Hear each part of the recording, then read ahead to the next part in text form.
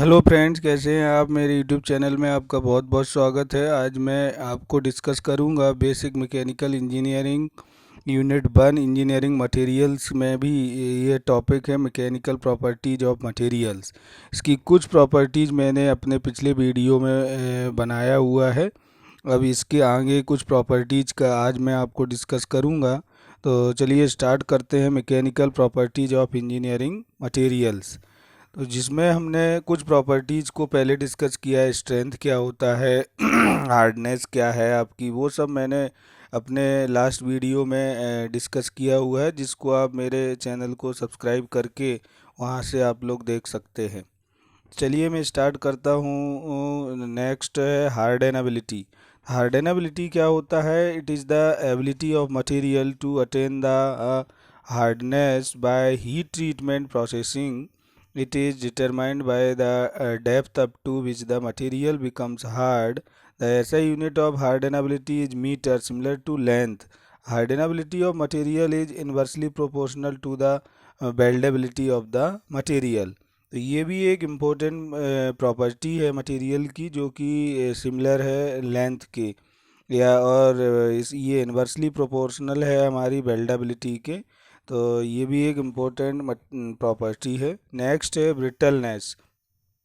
तो brittleness of a material indicates that how easily it gets fractured when it is subjected to a force और load. When a brittle material is subjected to a stress, it absorbs very less energy and gets fractures without significant strain. Brittleness is converse to ductility of material. Brittleness on material is temperature dependent. Some metals which are ductile at normal temperature becomes brittle at low temperature.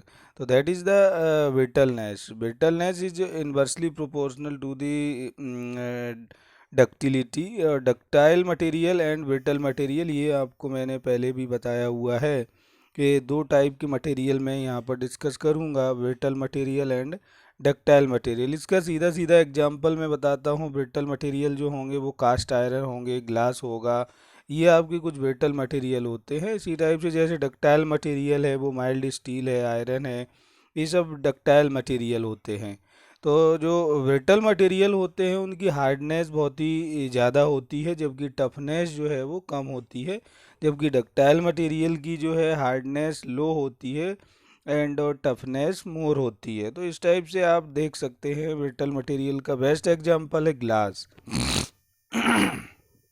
Next है हमारा malleability. Malleability क्या होती है? जब किसी भी material को अगर मैं उसको ईजी से डिफॉर्म कर सकें, ईजी से उसको मैलिएबल जो है वो हमारा थिन शीट्स में कन्वर्ट हो सके, इस टाइप का मटेरियल जो होगा वो हमारा मैलिएबल मटेरियल होगा. उसको हम मैलिएबिलिटी भी बोलेंगे. तो malleability is a property of solid material which indicates that how easily a material gets deformed under compressive stress. Malleability is often categorized by the ability of material to the formed in the form of a thin sheet by hammering or rolling. This mechanical property is an aspect of plasticity of material. Malleability of material is temperature dependent. With rise in temperature, the malleability of material increases. जैसे जैसे हमारी अगर हम temperature को increase करेंगे तो malleability भी उसकी मटेरियल की इम्प्रूव होगी या इंक्रीज होगी. तो मैलिएबिलिटी का सीधा सीधा है हमारा एग्जांपल है लाइक माइल्ड स्टील. जैसे हम माइल्ड स्टील इनको थिन शीट्स में, एल्यूमिनियम है, जैसे एल्यूमिनियम को हम इसको थिन शीट्स में कन्वर्ट कर सकते हैं. तो इस टाइप की ability of material, that is the malleability of material. Next है ductility. तो ductility is a property of a solid material which indicates that how easily a material gets deformed under tensile stress. Ductility is often categorized by the ability of material to get stretched into a wire by pulling or drawing. तो इस type का material, अगर कोई material है और उसको हम wire के फॉर्म में कन्वर्ट कर पा रहे हैं, that is the property of material means ductility. Ductility ही है जिसके कारण हम उसको वायर के फॉर्म में कन्वर्ट कर पा रहे हैं, उसको स्ट्रेच कर पा रहे हैं. So this mechanical property is also an aspect of plasticity of material and is temperature dependent. With rise in temperature the ductility of material increases. जैसे जैसे हमारा इसमें भी टेम्परेचर के डायरेक्टली प्रोपोर्शनल होती है। टेम्परेचर को अगर आप इंक्रीज करोगे तो डक्टिलिटी भी हमारी इंक्रीज होगी। इसमें भी एग्जाम्पल हम बेस्ट एग्जाम्पल दे सकते हैं माइल्ड स्टील का। डक्टिलिटी जो भी होगा, जो भी डक्टाइल मटेरियल होंगे उनकी जो हार्डनेस है वो लो होगी, जबकि टफनेस जो है वो बहुत ही ज़्यादा होगी। मीन्स इसमें जो फ्रैक्चर तक जो एनर्जी एब्जॉर्प्शन की जो कैपेसिटी है वो हमारी ज़्यादा होती है, जबकि जो ब्रिटल मटेरियल होते हैं उनमें जो ये एनर्जी स्टोर की जो कैपेसिटी है बिफोर फेल्यूअर वो कम होती है। मीन्स वो उसको हम टफनेस भी बोलते हैं, जिसको हम पढ़ चुके हैं। टफनेस क्या होता है? Energy absorbed before failure per unit volume, that is the toughness. तो toughness of the material is more is more for the ductile material and is less for brittle material. तो ये इम्पोर्टेंट प्रॉपर्टी है ductility, इसको आपने यहाँ पर देखा। तो टू टाइप की प्रॉपर्टी आपने यहाँ पर समझी, मेलिएबिलिटी और एंड डक्टिलिटी, जो कि important property of the material है। नेक्स्ट हम देख रहे हैं यहाँ पर हमारा है creep. Creep is the important property of the material. And creep क्या होता है कि इस टाइप की प्रॉपर्टी है जो कि हमें कुछ आफ्टर अ लॉन्ग टाइम बाद हमको ये शो होती है या फिर ये क्रिएट होती है। तो क्रीप को देखिए समझते हैं। Creep is the property of material which indicates the tendency of material to move slowly and deform permanently under the influence of external mechanical stress.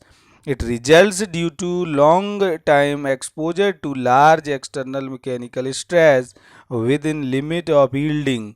Creep is more severe in material that are subjected to heat for a long time. इसका best example मैं आपको बताने वाला हूँ। Creep कहाँ पर आपको देखने को मिलेगी?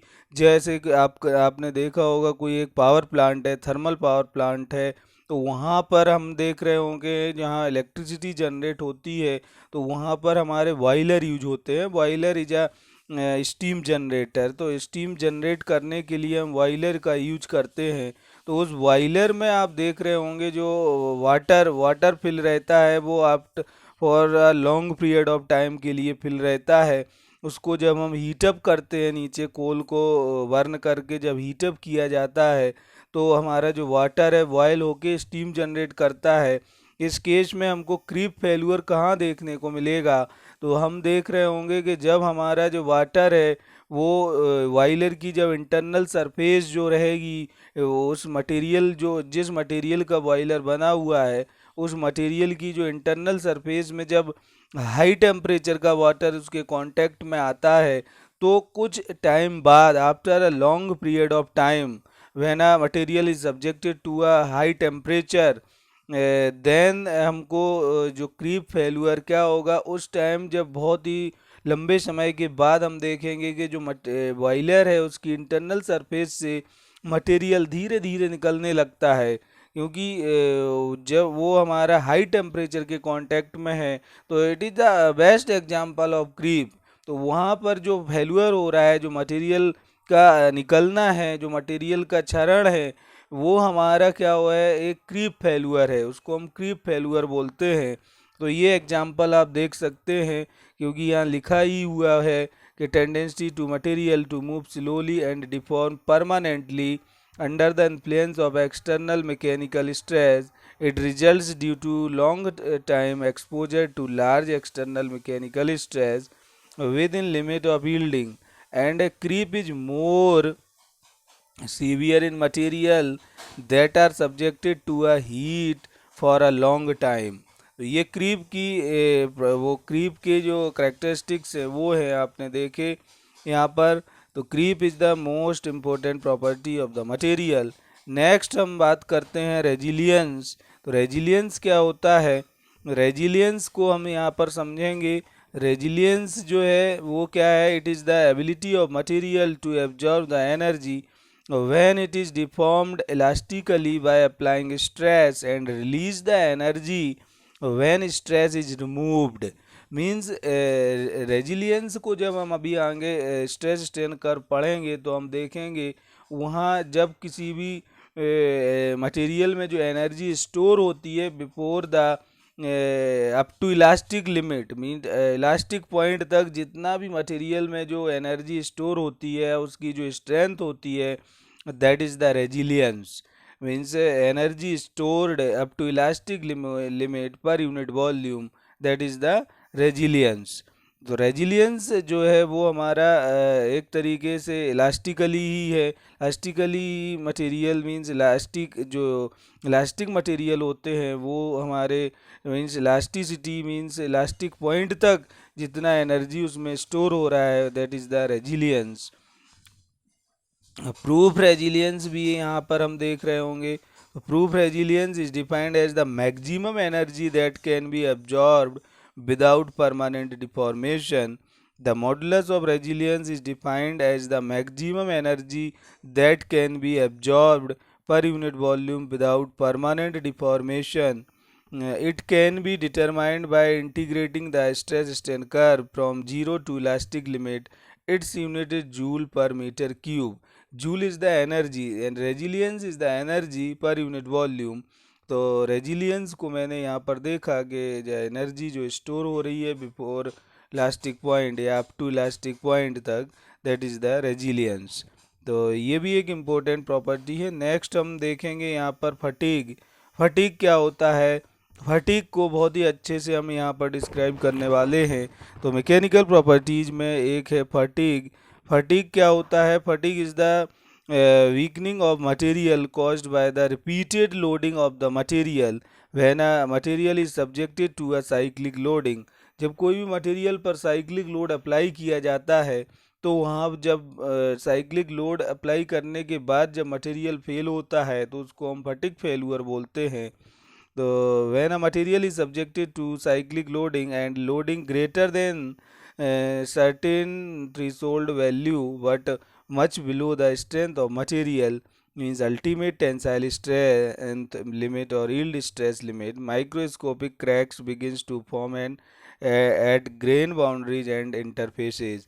जब आप देखते हैं कोई भी मटेरियल है जैसे एल्यूमिनियम का वायर है, हम हमारा जब हमें उसे ब्रेक करना है उसे तोड़ना है तो मैं क्या करता हूँ दोनों हाथों से पकड़ के दोनों एंड पकड़ के उसमें साइक्लिक लोड अप्लाई करते हैं, जिससे क्या होता है आप देख रहे होंगे उसमें धीरे धीरे उसके जो जहाँ से वो ब्रेक होना चाहता है वहाँ एक हीट मीन्स उस वो वाला पार्ट हमारा हीटअप गर्म हो जाता है और बहुत ही हार्ड हो जाता है उस वो वाला पार्ट आपका, और उसमें क्रैक्स आने लगते हैं जब एक मैक्सिमम पॉइंट तक या उसकी लिमिट तक पहुंचता है। उसके बाद वो मटेरियल ब्रेक हो जाता है। जब आप उसको टच करके देखेंगे तो बहुत ही हीट वहाँ पर मीन्स गर्म होगा वो। तो ये एक फटीग फेलुअर हम उसके कैटेगरी में आता है। तो fatigue is the most important property of the material. इसको हमको इसमें डिस्कस भी करना है, फटीग लोड क्या होता है, फटीग फेलुअर क्या है। तो ये एक इम्पोर्टेंट प्रॉपर्टी है। तो आज के लिए ये आपकी सारी प्रॉपर्टी मैंने यहाँ आपको डिस्कस की। कुछ हमारे लास्ट वीडियोज में है, कुछ ये वीडियोज में है, आप इसको देख के कंप्लीट कर सकते हैं। Thank you.